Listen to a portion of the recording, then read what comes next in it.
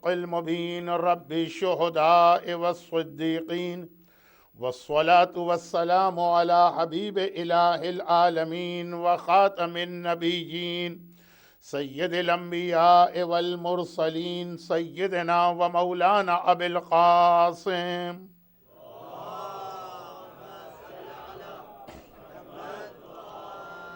وآله الطيبين الطاهرين المعصومين المظلومين المنتجبين الميامين سيما الإمام المنتظر والحجة الثاني عشر اللهم أجل فرجه وقرب زمانه وكسر أنصاره وأهلك أعداءه ولعنة الدائمة ولا أعدائهم أجمعين. أما بعد فقد قال الله عز وجل في كتابه الكريم بسم الله الرحمن الرحيم وسيعلم الذين ظلموا أي منقلب ينقلبون.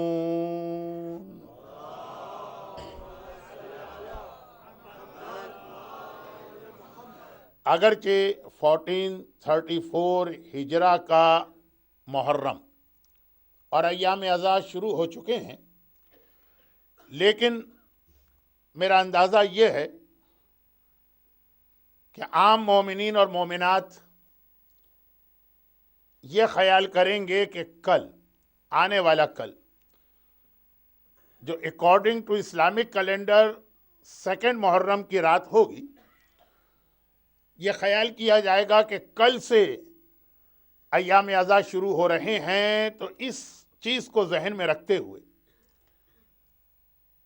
ساری زندگی آپ نے مجلسیں سنی، ایک طویل عرصے سے میں مجلسیں پڑھ رہا ہوں، تو مجھے معلوم ہے کہ ایام اعزاز میں ریگولر آنے والے بھی آنے والے کل کو پہلی تاریخ سمجھیں گے، اس لیے جو ہمارا اصل ٹاپک ہے کربلا سے ظہور امام زمانہ تک، وہ کل سے شروع ہوگا. اور آج کی یہ مجلس اسی کا ایک انٹروڈکشن تو ہے، لیکن پہلی مجلس ہونے کی وجہ سے اس میں کوئی ایک سیٹ قسم کا سبجیکٹ نہیں ہے، 2-3 الگ الگ پوائنٹس ہیں جو آپ کے سامنے پیش کرنا ہے. سورہ مبارکہ شعراء، سورہ نمبر 26 آیت نمبر 2 to 6، یعنی لاسٹ آیت، جس کی تلاوت ایام اعزاز کی اس سال 1434 ہجری کے ایام اعزاز کی پہلی مجلس میں نے کی. یوزولی یہ آیت ایام اعزاز کی آخری مجلس میں یا اس کے بھی بعد عید الزہرا کی محفل میں پڑھی جاتی ہے. قرآن کریم کا ایک میسج دنیا کے تمام ظالموں سے کہ اے ظلم کرنے والے، قیامت کا ویٹ کرنے کی ضرورت بھی نہیں ہے کہ آدمی یہ سمجھے کہ قیامت کو تو پتہ نہیں ابھی کتنا ٹائم پیریڈ باقی، نہیں، بہت جلدی اسی دنیا میں تجھے پتہ چل جائے گا. وَسَيَعْلَمُ الَّذِينَ ظَلَمُوا أَيَّ مُنْقَلَبٍ يَنْقَلِبُونَ. اے ظلم کرنے والے، اسی دنیا میں تجھے پتہ چلے گا کہ کتنی بڑی چینج اور اچانک آ رہی. گرچہ اس آیت کا سب سے زیادہ کربلا کے واقعے سے تعلق ہے. یہی وجہ ہے کہ قیدیوں کا قافلہ جو کربلا سے شام تک گیا تو راستے میں کئی جگہ پر اس آیت کی تلاوت سنائی دی، اور کئی جگہ جسے انگریزی میں شاید رائٹنگ آن دا وال، کئی جگہ پر دیوار پہ یہ آیت ایک ایسے ہاتھ نے لکھی جو نظر نہیں آ رہا. لیکن یہ آیت جس کا سب سے زیادہ کلوز کنیکشن کربلا سے بنتا، اس کے علاوہ بھی دنیا کے ہر ظالم کے لیے ایک میسج. چنانچہ ہم نے اپنی 30 سال کی زندگی میں دیکھا، میں یہ نہیں کہہ رہا ہوں کہ میری ایج 30 سال ہے، ودن 30 ایئر ہم نے یہ دیکھا کہ شہید خامس آیت اللہ العظمیٰ آغا باقر صدر کو شہید کرنے والا کہ ذلت کی موت ہماری آنکھوں کے سامنے مارا گیا، جو کبھی سوچ بھی نہیں سکتا تھا، اپنے آپ کو اتنا اسٹرانگ اور پاورفل سمجھنے والا۔ ہم نے یہ دیکھا کہ امام موسیٰ صدر، آلدھو ان کی شہادت کنفرم نہیں ہے، لیکن 99% اب یہ یقین اور اطمینان تو ہے کہ انہیں بھی قذافی نے شہید کیا تھا۔ ہم نے دیکھا کہ امام موسیٰ صدر جیسے عظیم عالم کو کس مظلومیت کے ساتھ شہید کرنے والا، کس ذلت کی موت ہماری اور آپ کی آنکھوں کے سامنے مرا۔ اور ایک نہیں، یہ تو میں خالی 30 سال کی بات کر رہا ہوں، اتنے اپنے آپ کو پاورفل اور اسٹرانگ سمجھنے والے ظالم ہماری آنکھوں کے سامنے کتے کی موت مرے، انتہائی ذلت کی موت اللہ نے ان کو عطا کی۔ مگر یہ واقعہ صرف اس لیے نہیں کہ ہم اس کو دور سے دیکھیں اور کہیں کہ ہاں دیکھو اتنے بڑے بڑے ظالموں کو اللہ نے کتنی ذلت کی موت دی۔ قرآن کا یہ میسج اور اللہ کا یہ طریقہ دنیا کے ہر ظالم کے لیے۔ ظالم فقط صدام اور قذافی کو نہیں کہتے ہیں، وہ بھی ظالم۔ ظالم وہ شخص بھی ہے کہ جو اپنے بزنس پارٹنر کو دھوکہ دے رہا۔ ظالم وہ شخص بھی ہے جو کسی مومن کی اچھی خاصی ایک پرسکون زندگی جو سوشل لائف ہے اس کو تباہ کر رہا۔ ظالم وہ بھی ہے جو کسی کا مال دبا کے کھا رہا۔ یہ پیغام اور میسج ہر ظالم کے لیے، بڑا ظالم ہو کہ چھوٹا ظالم۔ اور ایوری ایئر 1434 ہجرہ کا محرم نہیں، ہر محرم دنیا کے تمام ظالموں کو یہ میسج دیتا آتا۔ یہ دوسری بات ہے کہ گھر میں بیٹھنے والے چھوٹے ظالموں سے ایک بھول ہوتی، وہی بھول جو میں اکثر مجلسوں میں پڑھتا ہوں کہ شیطان سے ہوئی تھی۔ اپنے آپ کو بھول جاتے ہیں، یہ خیال نہیں کرتے کہ ہر سال ایام اعظم میں یہ چیک کریں کہ کہیں ایسا تو نہیں کہ ظالموں کی لسٹ میں ہمارا نام بھی ہے، چاہے بہت آخر میں ہو۔ یہ بات ذرا سی ڈیٹیل کے ساتھ آگے چل کے آئے گی۔ وائے آج کی رات ایام اعظم کی فرسٹ نائٹ ہونے کے ساتھ ساتھ شب جمعہ بھی، اور ایوری شب جمعہ ہمارے لیے 3 میسج ہوتے ہیں جو میں جہاں بھی شب جمعہ کی مجلس پڑھوں اس میں یہ بتاتا ہوں۔ نمبر 1، ایوری شب جمعہ اپنی موت کو یاد کرنا۔ نمبر 2، ایوری شب جمعہ دعا کو یاد کرنا۔ اور نمبر 3، ایوری شب جمعہ زمانے کے امام کو یاد کرنا۔ یہ بہت شارٹ میں نے بات کر دی، کیونکہ اس سے پہلے بھی جماعت کے اس ممبر پر، برمنگم جماعت کے اس ممبر پر میں نے ایام اعظم کی شب جمعہ میں ڈیٹیل کے ساتھ یہ 3 باتیں بتائیں۔ تو پہلی چیز شب جمعہ اپنی موت کو بھی یاد کرنا، اور موت کو یاد کرنے کا مطلب یہ ہے کہ یہ چیک کرنا کہ ہم ظالموں کی لسٹ میں چلیں، بالکل اینڈ میں صحیح، آخر میں صحیح، مگر ایسا تو نہیں ہے کہ ہم بھی ظالموں میں شامل۔ ہر ایام اعظم ہم سے ایک چینج چاہتے ہیں کہ اپنے آپ کو بدلنا۔ اور کچھ بہت ہی امپورٹنٹ میسج اس سال 1434 ہجرہ کا ایام اعظم ان حالات میں شروع ہوا کہ سیریا آپ کی آنکھوں کے سامنے ہے کیا ہو رہا، عراق آپ کی آنکھوں کے سامنے ہے کہ کیا ہو رہا۔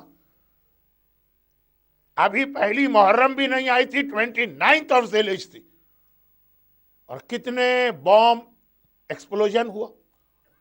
پاکستان، معلوم نہیں کہ آپ پاکستان کے حالات سے ان ٹچ ہیں کہ نہیں۔ پہلے روزانہ ایک مومن کی شہادت ہوتی تھی، لیکن یہ مہینہ جو گزرا روزانہ ڈیلی 10 سے 12 مومنین پاکستان کے مختلف علاقوں میں شہید کیے جا رہے ہیں۔ اور ابھی ایام اعظم جسٹ اسٹارٹ ہوئے، اور آپ نے دیکھا کہ غزہ میں کیا شروع ہوا۔ دنیا میں جہاں بھی آپ نگاہ ڈالی، اور ایسا نہیں ہے کہ جی یہ خالی تھرڈ ورلڈ کنٹریز یا مڈل ایسٹ یا اسلامی ملکوں کے پرابلم دنیا کے دوسرے ملکوں میں جاتے ہیں، ریسیشن، اکنامک پرابلم، جاب کی انسیکیورٹی اور اس قسم کے ٹینشن اتنے زیادہ لوگوں کے دماغ پر کہ اس سے تو یہ لگتا ہے کہ شاید جو آدمی شہید ہو گئے وہ بیٹر رہا اس ساتھ، یقیناً اس سے بیٹر تو ہے، شہادت تو بہتر، لیکن باقی دنیا کے حالات، اتنا ڈپریشن، خاص طور پر اس وقت جو لوگوں کے انکم کا اور مارگیجز کا پرابلم ہے اس کی وجہ سے 1434 ہجری کے ایام ازاں میں اس کے لیے بھی بہت اہم میسج، اور میں بہت چھوٹے لیول سے بات شروع کر کے زمانے کے امام تک جاؤں گا، لیکن بہت ہی چھوٹی سی بات، ایام ازاں کی پریپریشن دو طرح سے اسلام نے کرائی، ایک جو ہمارے اور آپ کے بچے بھی انوالو ہو رہے ہیں، ہم کالے کپڑے پہن رہے ہیں، ہمارے عزا خانے سج رہے ہیں، ہمارے یہاں علم اور تابوت سجائے جا رہے ہیں، امام باڑے اور اسلامک سینٹرز ان کو سجایا جا رہا، مومنین کرام اور مومنات اپنے ڈیلی روٹین لائف کو چینج کر کے اسپیشلی فرسٹ 10 ڈیز پورا ایک نیا اسکیجول ان کے لیے بن رہا، یہ ایام ازاں کی ایک وہ تیاری جو دعائے فاطمہ زہرا بھی ہے، اور اسی کے نتیجے میں آنے والی زندگی میں آپ کو بہت ساری برکتیں ملیں گی، لیکن ایام ازاں کی اس کے ساتھ ایک اور تیاری بھی جو بہت سارے مومنین اور مومنات کر رہے ہیں، اور وہ یہ کہ ایام ازاں کے especially first 10 days just like Ramzan ایک اسپریچول چینج بھی انسان کو اپنے اندر لانا، دعائیں ہیں، نمازیں ہیں، اعمال ہیں، اعمال عاشورہ جو آپ کرتے ہیں وہ تو اینڈ ہوتا آج کی رات شب فرسٹ محرم سے ایام ازاں کے اعمال اور دعائیں شروع ہو گئی، اور اس میں اسپیشلی پہلے 3 دن کے روزے، عاشورے کا روزہ علماء کی ایک بڑی تعداد کے فتوے میں حرام ہے، اور اگر کرنٹ مراجع کے فتوے کو ذہن میں رکھیں تو مکروہ شدید، مگر ایام ازاں کی پہلی 3 تاریخیں فرسٹ، سیکنڈ اور تھرڈ، نہ صرف یہ کہ اس کے روزے ریکمینڈ ہے، بلکہ امام کا یہ جملہ ہمارے سامنے آتا کہ جس کو اپنی زندگی میں یہ 2 پرابلم فیس کرنا پڑ رہے ہیں، ایک قرضے کا مسئلہ اور ایک اولاد کا مسئلہ، وہ محرم کے پہلے 2 دن روزہ رکھے اور پھر یہ دیکھے کہ اللہ کس طرح سے اس کے اس پرابلم کو سالو کرتا، اور 3rd آف محرم کا روزہ کوئی بھی حاجت، اگرچہ بعض لوگوں کو ماہ محرم کے پہلے 10 دن میں قبولیت حاجت کی فلسفی سمجھ میں نہیں آتی، لیکن 10 محرم زیارت عاشورہ کے ساتھ دعائے القمہ، اگر آپ اس کا ٹرانسلیشن پڑھ لیں تو عاشورے کے دن اور اپنی حاجتیں اور اپنے پرابلم آپ اللہ کی بارگاہ میں پیش کر رہے ہیں، یہ پہلے 10 دن میں حاجتیں اور اپنے پرابلم اللہ کی بارگاہ میں پیش کرنا، اس کے پیچھے ایک ایسی فلسفی کہ اگر آپ اسے سمجھ لیں تو اس کے بعد ریلیجن کے راستے میں چلنے کے لیے کوئی ایکسکیوز نہیں رہے گا۔ دیکھیے آج کل ہمارا مسئلہ یہ کہ ہم اسلام پہ عمل کرتے ہوئے گھبراتے ہیں کیونکہ ہمیں سیکریفائس دینا پڑتا، حرام و حلال کا مسئلہ، سچ اور جھوٹ کا مسئلہ، امانت کو واپس کرنے کا مسئلہ، والدین کے احترام کا مسئلہ، ایون داڑھی رکھنے کا مسئلہ، حجاب کرنے کا مسئلہ، میوزک اور مکس گیدرنگ سے اپنے آپ کو بچانے کا مسئلہ، ہر ایک میں ایک سیکریفائس تو دینا پڑتا، اور یہ آج کے زمانے میں بڑا مشکل لگ رہا ہے انسان کو۔ پہلے تو ایک چھوٹا سا واقعہ آیت اللہ العظمی آغا محسن الحکیم کا بیان کر دوں، اور اس کے بعد جو جملہ میں نے انکمپلیٹ چھوڑا کہ یہ ماہ محرم کے پہلے 3 دن کے روزے جو ہائیلی ریکمینڈ مستحب روزے، دیکھیے یہ مجلس ہے، مسائل فقہ کا لیکچر نہیں ہو رہا، چنانچہ میں اس ڈیٹیل میں نہیں جا رہا ہوں کہ کون آدمی سنت روزہ رکھ سکتا ہے، کس کے لیے سنت روزہ رکھنا الاؤڈ نہیں ہے، وہ ایک الگ فارمیٹ اور اس کے لیے ایک الگ فورم ہوتا، بہت ہی مختصر۔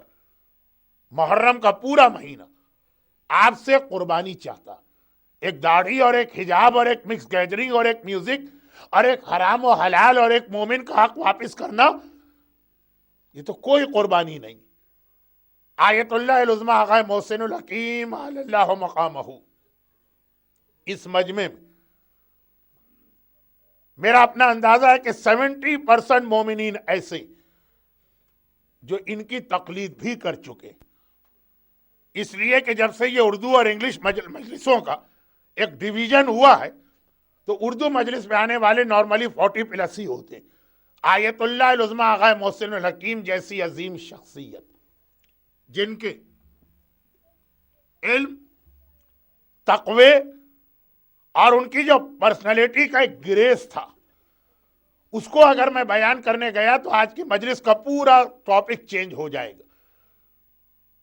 صرف ایک بہت ہی چھوٹا سا واقعہ، لیکن آگے چل کر آج کی مجلس میں ان کا ایک اور بہت اہم واقعہ آ رہا۔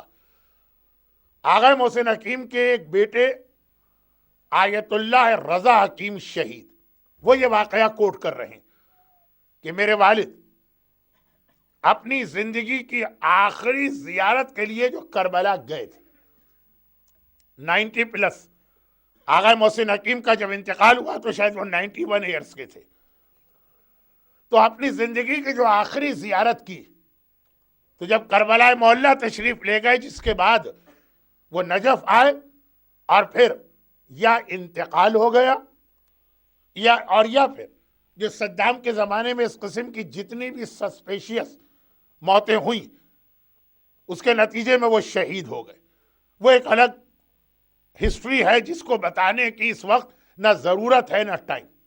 آخری زیارت کے لیے گئے، 86 یا 87 ایئرس کی ایج ہے، بلکہ شاید 90 کی۔ کربلا کی زیارتیں کرتے ہوئے آخر میں جناب حر کے روضے کی زیارت کے لیے پہنچے۔ حر ابن یزید الریاحی، ہر ایک کو معلوم ہے کہ جناب حر کربلا کے ان 2-3 شہیدوں میں ہے جن کا روضہ امام مظلوم کے روضے سے الگ ہے، جو گنج شہیدہ میں دفن نہیں۔ یہ میں اس مجمع کا ٹائم ویسٹ کر رہا ہوں۔ جناب حر کا نیا روضہ بھی آپ نے دیکھ لیا ہوگا۔ جناب حر کے روضے پہ پہنچے اور ایک بار آیت اللہ العظمیٰ آقا محسن الحکیم جیسا عظیم مرجع اور فقیہ جناب حر کے روضے کی زری کو پکڑ کے ایک جملہ کہتا، ایام ازاں کا سب سے پہلا اور سمپل میسج تو یہی، فرماتے ہیں کہ اے حر ابن یزید الریاحی، میں عمر میں تم سے بڑا ہوں، میں علم میں تم سے زیادہ ہوں، اور میں نسب میں تم سے بہتر ہوں۔ حر 30-32 سال کا ایک نوجوان جرنیل، آقا محسن الحکیم 90، علم عمر میں تم سے زیادہ ہوں۔ اسلام میں خود ایج ایک بہت بڑا فیکٹر ہے کسی کا احترام کرنے کے لیے۔ مومن کی پہلی پہچان یہ بتائی گئی کہ اپنی قوم کے سینئرز اور بڑوں کی اتنی عزت کرتا ہے جیسے اپنے زمانے کے نبی کی عزت کی جاتی۔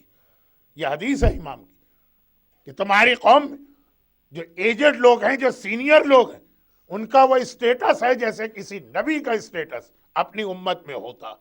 یہ عام بڑوں کی بات ہو رہی، اور اگر وہ کسی کا باپ ہو، ٹیشو پیپر تو نہیں ہے نا کہ استعمال کر کے پھینک دیا گیا، لیکن یہ ایک الگ ٹاپک ہے جو انشاءاللہ بعد میں آئے گا۔ میں عمر میں تم سے بڑا ہوں، اور اتنا فرق، میں علم میں تم سے زیادہ ہوں۔ ایک مرجع، ایک فقیہ، ایک ایسا نائب امام کہ ہزاروں مراجع کی اس نے ٹریننگ اور تربیت دی۔ آیت اللہ العظمیٰ آقا سیستانی آقا محسن الحکیم کی شاگردوں میں سے، آقا خوئی اور آقا حکیم، خیر مجتہد، نائب امام، فقیہ، مرجے اس کا اپنا اسٹیٹس اسلام میں اتنا زیادہ. ٹھیک ہے آج کل اینٹی مرجعیت کا زمانہ، آج کل مرجع کی تعریف کرنا جو ہے وہ اپنے آپ کو دو گالیاں کھلوانا، مگر جو اسلام کو جانتے ہیں ان کو پتا ہے کہ اسلام مائنس مرجع زیرو. مرجع اور اتنا بڑا مرجع اور نسب، یہ جملہ تو خود حر نے بھی کہا تھا جب آقا حسین کے گھوڑے کی لگام پہ ہاتھ رکھا تھا اور آقا نے کہا تھا کہ اے حر سکلت کا امک، تیری ماں تیرا ماتم کرے، تو حر کا جواب کیا تھا کہ فرزند رسول اگر کسی اور نے میری ماں کا تذکرہ کیا ہوتا تو میں پلٹ کے اس کی ماں کا تذکرہ کرتا، لیکن آپ کی ماں سیدہ نساء عالمین خاتون جنت، میں کیسے اپنی زبان پہ آپ کی مادر گرامی کا نام لے کر آؤں. آغا محسن الحکیم فرزند زہرا ہیں، آغا محسن الحکیم اولاد فاطمہ میں ہیں، آغا محسن الحکیم صحیح النسب سید ہیں. فرماتے ہیں کہ اے حر، عمر میں تم سے بڑا، علم میں تم سے بڑا، خاندان اور نسب میں تم سے بڑا، مگر میرا دل چاہ رہا ہے کہ اس وقت میں بیٹھ کے تمہاری زری کی زیارت کروں، مگر تمہاری زری کے سامنے مجھ سے بیٹھا نہیں جا رہا. تمہاری عظمت کا خیال کرتے ہوئے، تمہارے اسٹیٹس کا خیال کرتے ہوئے، تمہارے رتبے کا خیال کرتے ہوئے میں ہر اعتبار سے تم سے بہتر ہوں، لیکن جو تم نے کربلا میں آقا حسین کے ساتھ قربانی دی تھی، کہ آج بھی اگر امام معصوم جناب حر کی بھی زیارت پڑھتا ہے تو جملہ کہتا ہے بے ابی انتا و امی، اے حر میرے ماں باپ تم پہ قربان ہو، صرف اس لیے کہ تم نے اتنا بڑا سیکریفائس دیا آقا حسین کا ساتھ دینے میں، دولت چھوڑی، عزت چھوڑی، رتبہ چھوڑا اور فاقے برداشت کرنے کے لیے حسین کے ساتھ آئے. آج 90 سال کا بوڑھا نائب امام تمہاری گریٹنس اور اسٹیٹس کو دیکھ کر تمہاری زری کے سامنے ہمت نہیں ہو رہی اس میں بیٹھنے کی. کربلا کا مطلب ہے قربانیاں، کربلا کا مطلب ہے سیکریفائس. ایام عزا کا میسج یہ ہے کہ آپ کو اللہ اور اللہ کے دین کی خاطر اپنی اولاد تک قربان کر دینے کو تیار رہنا. کہاں یہ کہ داڑھی رکھنے میں آدمی آرگومنٹ کرے، کہاں یہ کہ حجاب کرنے میں عورت آرگومنٹ کرے، کہاں یہ کہ اپنے خاندان کی مکس گیدرنگ کو اٹینڈ نہ کرنے میں آدمی آرگومنٹ کرے. ایام عزا کا اہم ترین میسج، اور یہاں پہ میں ایک بات اور بتا دوں کہ جب کبھی ایام عزا کے پریکٹیکل میسج کی بات آتی، ایام عزا کا مطلب ہے ریگولر نمازیں پڑھنا چاہے سامنے تیر کیوں نہ برس رہے. ایام عزا کا مطلب ہے کہ اگر اسلام کہے تو 3 دن کے فاقے برداشت کرنا. ایام عزا کا مطلب یہ ہے کہ اگر دین کہے تو اکبر جیسے جوان کا لاشا اٹھانے کے لیے تیار رہنا. ایام عزا کا میسج ہے کہ اگر اللہ کی ڈیمانڈ ہو تو مدینے جیسے شہر کو چھوڑ کر کربلا جیسے جنگل میں جا کے زندگی گزارنا.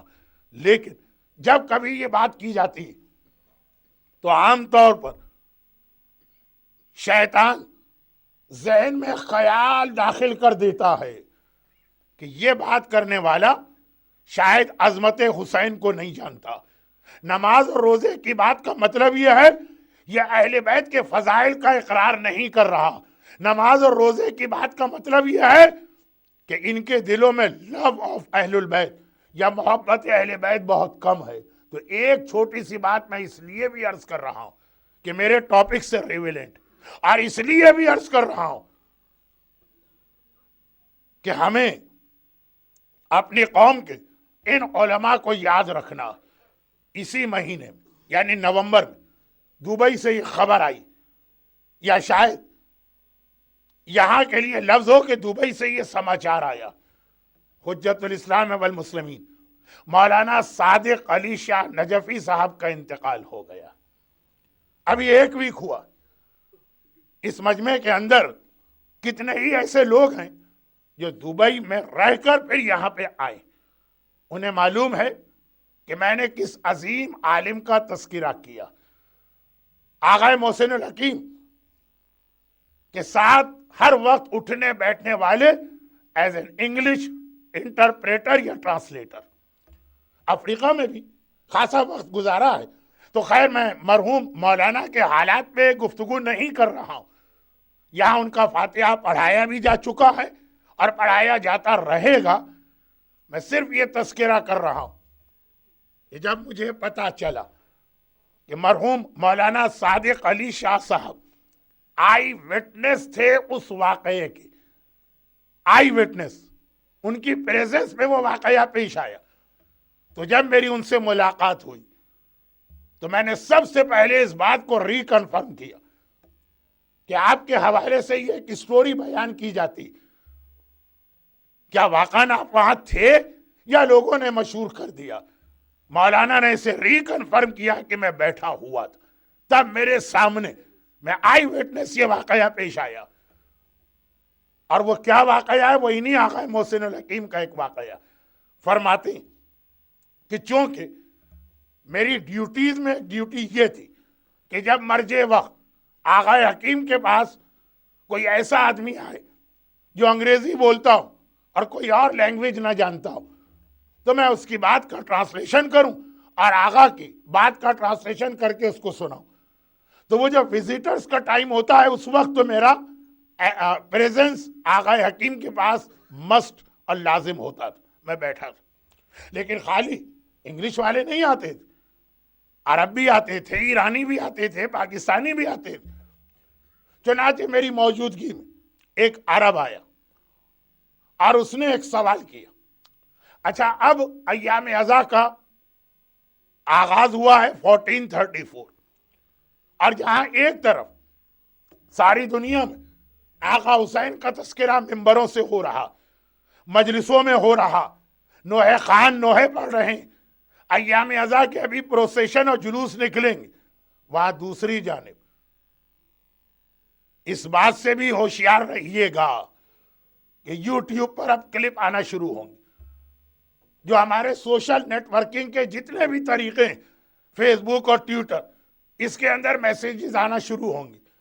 और जो अभी तक जरा से पुराने आदमी ईमेल के जरिए, कभी आजादारी पे अटैक होगा, कभी अय्याम अज़ा की फिलॉसफी पे अटैक होगा, कभी मातम पे अटैक होगा, कभी इतने एक्सपेंडिचर पे अटैक होगा।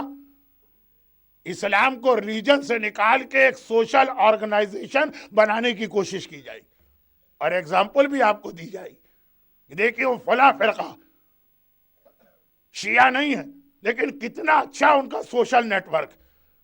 अस्पताल बनने चाहिए, स्कूल बनने चाहिए, वो सब अपनी जगह सही है, लेकिन रिलीजन इमाम बाड़े और मस्जिद की कीमत पर नहीं, वो एक अलग बहस है। अभी ये सारा सिलसिला शुरू होगा।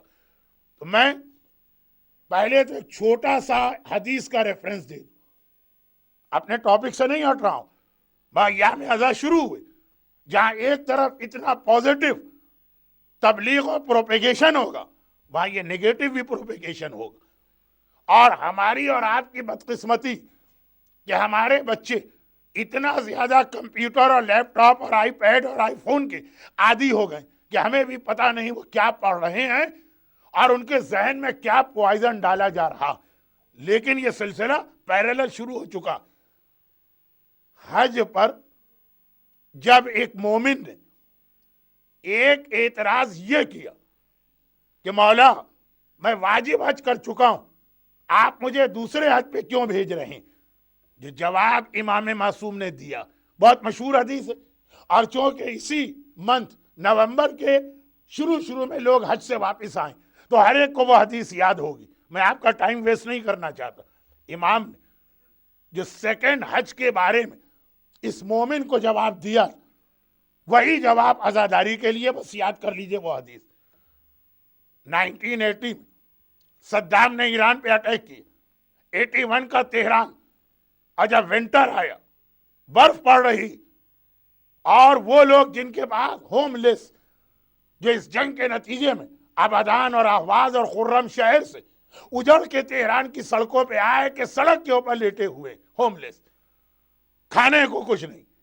और एक आवाज ईरान में बुलंद हुई कि एटलीस्ट दिस ईयर हमें आजादारी को जरा सा کم خرچے کے ساتھ کرنا ہے اور جو پیسے بچے وہیں لوگوں کی مدد. امام خمینی کا 81 کا خطبہ محرم پڑھ لیجیے. میں پرانی باتیں ریپیٹ کر کے آپ کے ٹائم کو ویسٹ نہیں کرنا چاہتا, وہ اپنی جگہ, مگر ایک بات یہ بتا دی جائے کہ آیت اللہ محسن الحکیم کے سامنے کوئی عرب آیا اور اس نے آنے کے بعد عزاداری پر ڈائریکٹ نہیں انڈائریکٹ ایک اٹیک کیا. کبھی کبھار لوگ یہ بھی کہتے ہیں کہ بھائی جو حدیثیں ممبر سے پڑھی جاتی ہیں کامن سینس کے اگینسٹ, ہمیں عقل کے ذریعے بھی دیکھنا چاہیے یہ حدیث صحیح ہے کہ نہیں. اب بات اپنی جگہ صحیح ہے, لیکن مولا کا ایک بہت مشہور جملہ آج کل کے لیے یاد کر لیجیے. فیس بک ہو, ٹویٹر ہو, ای میل ہو, یا ویسے ہمارے بہت سارے لیکچرز اور سیمینار, مولا کا ایک جملہ فرمایا کلمۃ حق یراد بہا الباطل. کتنی دفعہ بات سچ ہوتی ہے مگر جو اسپیکر ہے اس کا ارادہ باطل کا ہوتا. اب اس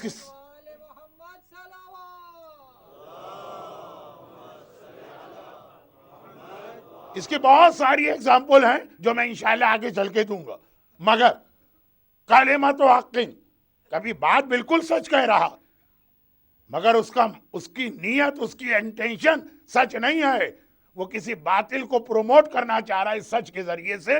تو اب آ جائیے کہ اس نے کہا کہ عقل تمام مسلمانوں میں اگر 73 فرقے تو شیعہ فرقہ از دا اونلی فرقہ جس کی بیسی عقل.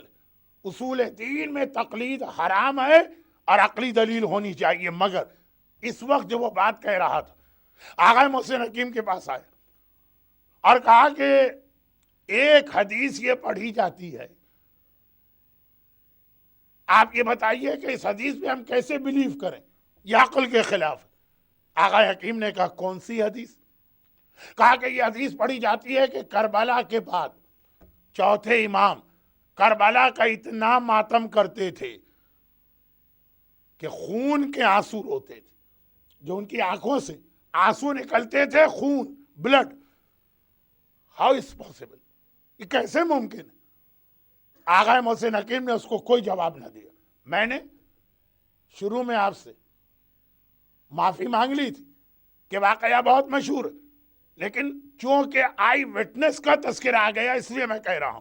جو آدمی خود وہاں بیٹھا اور حجت الاسلام مولانا صادق علی شاہ صاحب کے لیول کا عالم, کہتے ہیں کہ جیسے اس نے یہ بات کہی آقا محسن حکیم نے اس کو کوئی جواب نہ دیا, بلکہ چاروں طرف دیکھا, ایک نوحہ خان بیٹھا ہوا تھا, اسے بلایا اور بلانے کے بعد کہا کہ کوئی نوحہ پڑھو.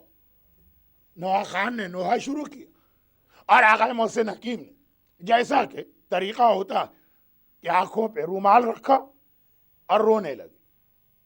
اس کا نوحہ ختم ہوا, آقا حکیم نے رومال ہٹایا تو ایک نہیں جتنے لوگ اس وقت وہاں بیٹھے سب نے دیکھا کہ باقاعدہ خون آنکھوں سے جاری, رومال میں خون لگا ہوا.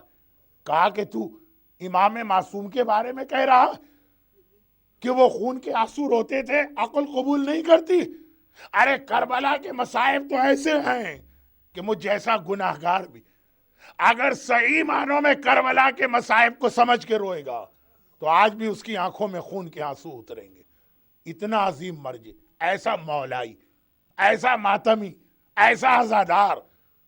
لیکن حر کے حوالے سے بات یہ ہو رہی کہ عزاداری ہو کے ماتم قربانی چاہتا. اور ہر سال ایام عزا کا ایک مقصد یہ بھی کہ آدمی اپنے آپ کو چیک کرے اور ایک سوال اپنے آپ سے کرے. نہیں, آقا حسین کے سامنے ایک اسٹیٹمنٹ دے, مولا لاسٹ ایئر جب فرسٹ محرم آئی تھی تو میری یہ حالت تھی, 1 سال کے بعد آج میں اس سے بیٹر ہوا ہوں کہ اسی پوزیشن میں ہوں کہ ورس ہو گیا ہوں. مگر یہ والا جملہ یہیں چھوڑ دیجیے, آگے اس کی ڈیٹیل آنے والی.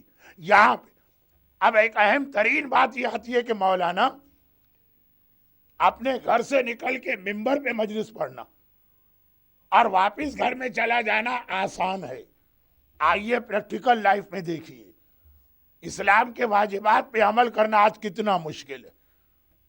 آپ کیا بتا رہے ہیں؟ 1400 سال پہلے امام معصوم ایک نہیں کتنی حدیثوں میں یہ چیز بیان کر چکے ہیں. کیا یہ حدیث آپ کو اچھی طرح یاد نہیں کہ آخری زمانے میں ہاتھ پہ جلتی ہوئی آگ اور کوئلہ رکھنا آسان ہوگا اور دین پہ عمل کرنا مشکل ہوگا؟ ہر دور میں دین پہ عمل کرنے والے کے لیے پرابلم ابو جہل ہوتا تھا، ابو لہب ہوتا تھا، ولید ہوتا تھا، عتبہ ہوتا تھا، شیبہ ہوتا تھا، یزید ہوتا تھا. آخری زمانے میں گھر والے، بیوی، بچے، پیرنٹس، شوہر، نیبرز، کمیونٹی ممبرز. 1400 سال پہلے امام یہ بتا گئے ہیں، مگر ساتھ میں یہ میسج بھی دے رہے ہیں کہ یاد رکھو کہ اسی قربانی کا نتیجہ. اب ایک جملہ میں کہہ رہا ہوں، اس کی تشریح شاید میں 7 محرم کی مجلس میں کروں. دنیا کی سب سے بڑی دعا. آج کل لوگ یہی کہتے ہیں نا کہ مولانا جاب کا بڑا پرابلم ہے، کوئی دعا بتائیے. مولانا مورگیج ادا نہیں کیے جا رہے، کوئی دعا بتائیے. اور پھر اولاد، مولانا اولاد جو ہے وہ اسلام سے ہٹ کے جا رہی ہے، کوئی دعا بتائیے. مولانا سوشل لائف، شوہر بیوی کے پرابلم، کوئی دعا بتائی. دنیا کی سب سے بڑی دعا، سب سے بڑی دعا، امام کا جملہ، راہ خدا میں قربانی دو. چھوٹا سا ایک واقعہ یہاں اور سن لیجئے. اگرچہ اس قسم کے واقعات میں نے بہت پڑھے لیکن میں شارٹ کر دوں گا. شہر کراچی میں میرے والد کے دوستوں میں ایک عالم دین تھے، مولانا مسلم مہندی جرولی. مجھے یاد پڑ رہا ہے کہ 8 سال پہلے میں نے اس ممبر سے یہ واقعہ پڑھا تھا، تو بہت شارٹ کر رہا ہوں. ایک بار میں بیٹھا ہوا تھا، میں اس وقت بہت چھوٹا تھا، 15-16 سال کی ایج ہوگی. کسی نے ان سے پوچھا، بلکہ کسی نے پوچھا نہیں، کسی نے آ کے ان سے ایک دعا کی ریکویسٹ کی کہ مولانا میرے اولاد نہیں ہوتی کا ایک منت مان لو کہ اگر تمہارے یہاں بیٹا ہوا تو اس کا نام مسلم رکھو گی. اس نے کہا مولانا یہ منت یہ کہاں، کس کتاب میں، کس نے بتایا؟ کہا کہ میرا نام مسلم مہندی. میں خود اس عمل کی ایک دلیل ہوں. کیسے؟ کہا کہ میرے والد نجف اشرف آغائے ابو الحسن اصفہانی کے زمانے میں علم دین حاصل کر رہے تھے. ہو سکتا ہے کہ اس مجمع میں کوئی ایسا مومن بھی ہمیں مل جائے جنہوں نے آغائے اصفہانی کی تقلید کی. ایک جملہ بس میں کہہ کے آگے بڑھتا ہوں. آغائے اصفہانی کے زمانے میں 2nd ورلڈ وار ہو رہی تھی اور عراق میں نیا نیا پیٹرول نکلا تھا. آج بھی گلف کے اندر کتنے پرابلم یہاں کے پیٹرول کی وجہ سے، لیکن اس وقت ورلڈ وار تھی اور جرمنی کو بھی پیٹرول چاہیے تھا اور انگلینڈ کو بھی. چنانچہ آغائے حکیم نجف کے مرجے کتنا ان پہ پریشر ڈالا گیا دونوں طاقتوں کی جانب سے. البتہ وہ ذرا ڈپلومیسی کا زمانہ تھا.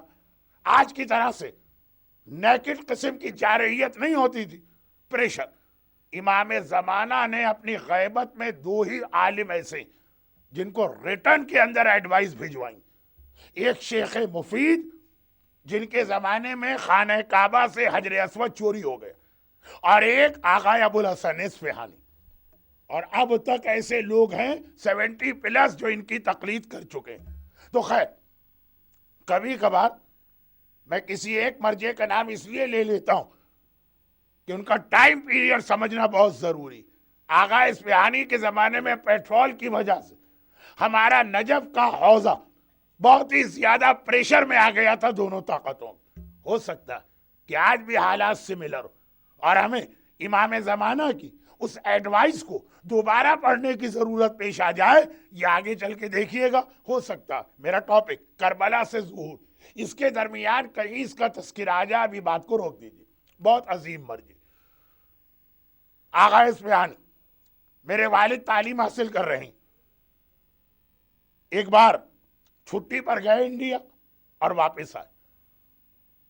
2-3 महीने के बाद खत आ गया, मुबारक हो, तुम्हारे यहाँ बेटा पैदा हुआ। बहुत शॉर्ट कर रहा हूं, वरना जब मैं अपने ओरिजिनल स्टाइल में पढ़ता हूं तो आधा घंटा इस वाकये में लगता है, आप देखिएगा 5 मिनट में कंप्लीट। कुछ चीजें मिसिंग होंगी, तो अगर आपकी समझ में ना जाए तो आप ये समझ के मुझे माफ कर दे कि मैंने वाकये को शॉर्ट करने के लिए कुछ चीजें छोड़ दी। खत आ गया, जरवल यूपी का एक बहुत ही मशहूर कस्बा, खत आ गया कि मुबारक हो, तुम्हारे यहाँ बेटा हुआ। अब स्टूडेंट लाइफ, हॉस्टल की लाइफ, सब एक साथ रहते हैं। ये खत जो मैंने पढ़ा तो जितने मेरे साथ हॉस्टल में रहने वाले थे सबको खबर मिल गई। ईरानी भी हैं, लबनानी भी हैं, इराकी भी हैं, अरब भी हैं। सब ने आके कहा भाई मुबारक हो, मिठाई खिलाओ। मैंने कहा मिठाई किस बात की? 1 वीक ठहर जाओ, 2 वीक, अगला लेटर मेरे पास आने वाला जिसमें मेरे बेटे की मौत की खबर होगी। वो लोग घबरा गए, कहा कि ये तुमने कैसे कह दिया? अब आजकल तो मेडिकल साइंस बहुत तरक्की कर गई, लेकिन उस वक्त इतनी तरक्की नहीं थी। कहा कि बहरहाल कोई ऐसा हमारा हस्बैंड वाइफ का प्रॉब्लम है कि इससे पहले भी मेरे यहाँ कई औलादे हुई, बेटा पैदा होता है, 4 दिन, 5 दिन, 1 वीक मर जाता। ये पहली खबर नहीं, इससे पहले भी कई बार।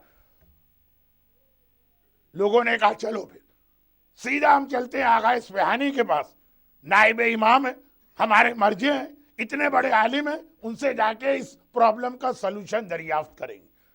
40+ का मजमा मुझसे एग्री करेगा कि जब से दुनिया के हालात ये टेररिज्म की जानिब गए, तब से मर्जे से मुलाकात जरा डिफिकल्ट हो गई, वरना पहले कितना इजी और आसान था अपने मर्जे से मिलना। हर मर्जे के पास डेली एक टाइम होता था, घर का दरवाजा खुला, जो दिल चाहे उस वक्त जाके मुलाकात कर सकता, चाहे वो आगाए खुई हो, या उनसे पहले आगाए हकीम हो, या उनसे पहले आगाए बुरोजर्दी, या उनसे पहले आगाए इस्फहानी। चुनांचे हम स्टूडेंट्स गए, आगाए अबुल हसन इस्फहानी ने देखा, कहा कि भाई क्यों आए हो? तो मेरे साथियों ने, ईरानी और लबनानी और इराकी, कहा कि ये हिंदी तालिब इल्म, सेकेंड वर्ल्ड वार, अभी इंडिया और पाकिस्तान का डिवीजन नहीं हुआ था, इंडिपेंडेंस नहीं मिली थी, कहा कि ये हिंदी तालिब इल्म, इसकी औलाद होती और मर जाती, औलाद होती और मर जाती, औलाद होती और मर जाती। तब आगा इस्फहानी ने मेरे वालिद से कहा, जो रिपोर्ट कर रहे हैं वाकया, उन्होंने कहा तुम एक मन्नत मानो कि अगर अल्लाह अब तुम्हें बेटा देगा तो उसका नाम मुस्लिम इब्ने अकील के नाम पे मुस्लिम रखोगे, और फिर देखना कि किस तरह से अल्लाह उस बेटे को जिंदगी देगा। ये आलिम दीन जो 60+ के थे और ये वाकया रिपोर्ट कर रहे हैं, कहा मेरे वालिद ने नेक्स्ट टाइम मेरा नाम मुस्लिम रखा, आज मैं जिंदा हूं, लेकिन वाकया नहीं सुनाना था। आखिरी जुमला इतने अजीम मर्जे का फरमाते हैं आगा अबुल हसन इस्फहानी, और सुनो इसकी वजह। अल्लाह के यहां एक उसूल चलता, एक फार्मूला, और वो ये है कि तुम अल्लाह के लिए जो कुर्बानी और सेक्रीफाइस करोगे, अल्लाह मोहताज तो नहीं है ना। हदीस कुस्सी का जुमला, लविज तमाअत सकलान, अगर तमाम जिन और इंस मिलकर मेरी इताअत करने लगे तो जो मेरी ग्रेटनेस है ना, उसमें एक जौ के दाने के बराबर इजाफा नहीं होगा। और अगर तमाम जिन और इंस अला मासियती, मेरी नाफरमानी का इरादा करने के आज से अल्लाह का कोई हुक्म नहीं मानना, तो जो मेरा स्टेटस है ना, उसमें एक जौ के दाने के बराबर कमी नहीं होगी। ये कोई आजकल की हुकूमत नहीं है कि एक वोट इधर से उधर चला गया तो गवर्नमेंट जो है वो डिसॉल्व हो जाती। तुम्हारी इबादत और इताअत मुझे कोई फायदा नहीं पहुंचाती है, मैं तो सिर्फ तुम्हें चेक करता हूं। तो आगा इस्फहानी कह रहे, जो अल्लाह के लिए जैसे कुर्बानी देगा, अल्लाह एटलीस्ट इस दुनिया में उसको ये रिवार्ड देगा। दुनिया, कब्र की बात अभी नहीं हो रही, कयामत की बात अभी नहीं हो रही है, जन्नत की बात नहीं, एटलीस्ट इस दुनिया में कि जैसी अल्लाह के लिए कुर्बानी दोगे, अल्लाह पलट के बदले में तुम्हें वही चीज उससे ज्यादा देगा। मुस्लिम इब्ने अकील ने हुसैन के नाम पर और अल्लाह के नाम पे अपनी सारी औलाद कुर्बान कर दी। मुस्लिम के कुछ बेटे करबला में मारे गए और कुछ बेटे कूफे में मारे गए। अब मुस्लिम की कोई औलाद बाकी ना बची, साहिब औलाद थे, खाली 2 बेटे नहीं थे, جو آپ نے طفلان مسلم کی ایک مجلس 22 آف ذی الحجہ کو سنی، اور بھی اولاد تھی، وہ سب کربلا میں ماری گئی. مسلم نے اللہ کے راستے میں اپنی ساری اولاد قربان کر دی. اللہ نے کہا مسلم تم نے میرے راستے میں اپنی اولاد قربان کر دی، اب قیامت تک جسے اولاد چاہیے اگر تمہارا نام لے کے میرے پاس آئے گا میں ہر ایک کو خالی ہاتھ واپس کروں گا، اس آدمی کو کبھی خالی ہاتھ واپس نہیں کروں گا. لیکن یہ اصول اللہ کا خالی مسلم کے لیے نہیں ہے، ہر ایک کے لیے. قربانی دے کے تو دیکھیے، ایک بار دین خدا پہ عمل تو کیجئے، ذرا لوگوں کی ٹونٹنگ سے گھبرا جانا. لیکن یہ بات بعد میں آئے گی، ابھی تو اتنی سی بات. مسلم راہ خدا میں اولاد قربان کی. اللہ نے کہا اولاد والا اگر جس کو اولاد چاہیے تیرا نام لے کے آئے گا کبھی اسے خالی ہاتھ نہ پلٹاؤں گا. تو جب مسلم سے اللہ یہ کہہ رہا ہے تو حسین سے کیا کہہ رہا ہوگا؟ حسین نے تو سب کچھ راہ خدا میں قربان کر دیا. تو اللہ کا پہلا جواب یہ ہے کہ حسین تم نے راہ خدا میں ہر شے قربان کر دی، قیامت تک تمہارے نام پہ کوئی بھی طلبگار آئے گا، اولاد چاہیے، روزی چاہیے، صحت چاہیے، دشمنوں سے بچاؤ چاہیے. اب یہاں کوئی ایک شرط نہیں ہے، تم نے سب اللہ کے راستے میں دیا، اللہ بھی تمہارے نام پہ سب کی ساری دعائیں قبول کرے گا. اور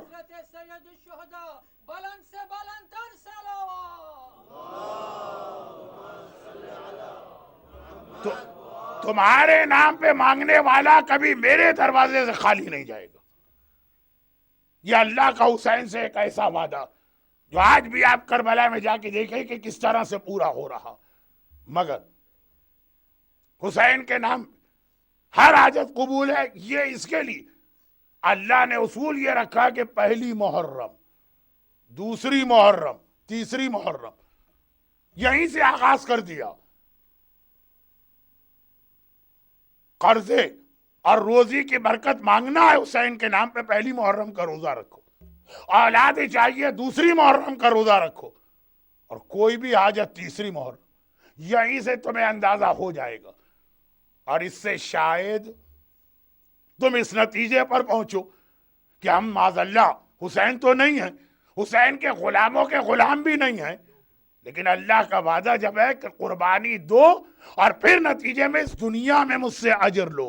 اب یہ قبر اور قیامت کی بات نہیں ہے، اس دنیا میں اجر لو. ایک بار پورے دین پہ عمل کر کے تو دیکھیے، یہ سب سے بڑی آپ کی دعا بنے گی. آدھے سے زیادہ مسئلے تو آپ کے یہیں ختم ہو جائیں گے. مگر حسین ابھی مجلس سے پہلے جو ہمارے ایک نوجوان حسین کا تعارف کرا رہا تھا، حسین جیسی قربانی اس کائنات میں کسی نے نہیں دی.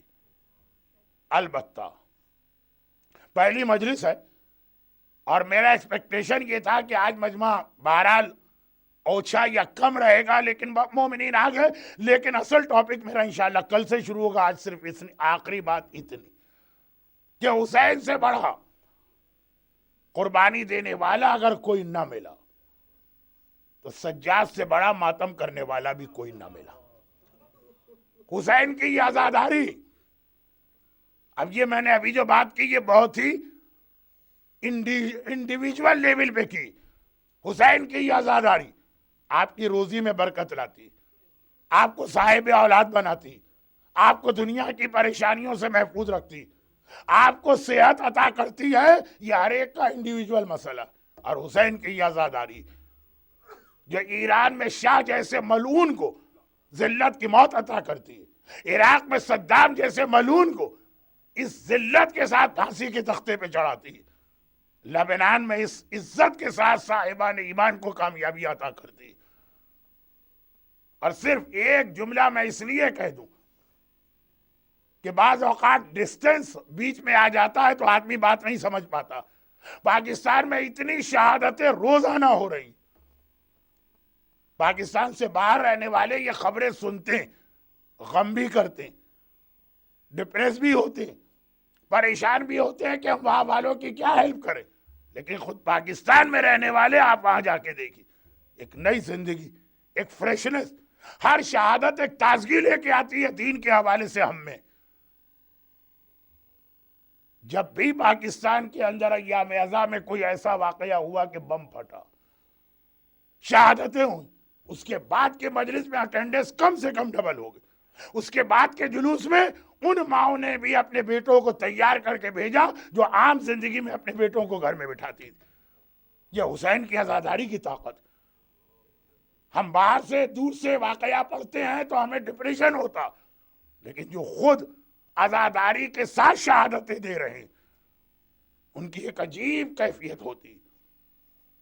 نئی زندگی ملا کرتی ہے حسین کی عزاداری. مگر یہ عزاداری، اب ایک جملہ میں کیسے کہوں، ٹائم بھی نہیں ہے اور الفاظ بھی میرے جواب دے رہے، مگر حسین کی عزاداری حسین نے ہم تک نہیں پہنچائی، سجاد نے پہنچائی. اگر اسلام کو حسین نے بچایا ہے تو حسین کو سجاد نے بچایا. اگر میرا مظلوم آقا سجاد جگہ جگہ اپنے بابا کا ماتم نہ کرتا، میں جناب زینب کے کردار میں کمی نہیں کر رہا ہوں، لیکن جو کہ میرا تذکرہ ابھی امامت کے حوالے سے، خالی کوفے کے بازاروں ہی میں سجاد نے عزاداری نہیں کی، خالی شام کے درباروں ہی میں سجاد نے عزاداری نہیں کی، خالی مسجد دمشق کے جمعے کے خطبے میں، کل بھی تو آپ نماز جمعہ اٹینڈ کریں گے، خالی نماز جمعہ کے مجمع میں سجاد نے عزاداری نہیں کی ہے، مدینے واپس آ کے بھی کس طرح سے عزاداری کی. 1434 یا 1434 ہجرہ کا ایام ازاں ایک پیغام دے رہا ہے آپ کو کہ آپ کا اسٹیٹس بھی اپنی وجہ سے نہیں، حسین کے آنسوؤں کی وجہ سے کتنا بلند ہو رہا، کتنا بلند ہو رہا. آپ کا اور میرا اسٹیٹس کتنا بلند ہو رہا. مدینے کا ایک بہت ہی مشہور واقعہ، کربلا کے بعد کا واقعہ، لیکن جب میں نے مجلس میں آیت بھی وہ پڑھی جو کربلا کے بعد کی آیت ہے، تو آج کے غم کے بیان میں بھی وہ تاریخ پڑھ رہا ہوں جو کربلا کے بعد کی ہے. آپ کو پتا تو چلے کہ آنے والے 10 دن جو آپ اپنے کھانے پینے کے، ڈنر کے ٹائمنگ، آرام کے ٹائمنگ، سونے کے ٹائمنگ، ہر چیز بدل رہے ہیں، تو آپ کا اسٹیٹس ہے کتنا ہائی اس عزاداری کی وجہ سے. میرا مظلوم آقا سجاد مدینے آ چکا، اور مدینے آنے کے بعد اپنے باپ کا اس طرح سے ماتم کر رہا ہے کہ آنکھوں سے پانی کے آنسو نہیں نکلتے ہیں، خون کے آنسو نکلتے ہیں. ساری زندگی 35 سال تک باپ کو رونے والا، اب مدینے میں خوشی کے بہت سارے اوکیزن آتے ہیں اور لوگ آگے کہتے ہیں کہ مولا ہمارے گھر میں تشریف لائیے. آقا سجاد منع کر دیتے. آقا سجاد کا ایک اسٹوڈنٹ، ظاہری اس کا نام ہے، آگے چل کے اپنی قوم کا امام بنا، امام زہری کہلاتا. آقا سجاد کے پاس اس نے ABCD سے شروع کیا اور اپنی قوم کی امامت تک یہاں پڑھا. اس نے آقا سجاد کے پاس آیا اور کہنے لگا مولا کل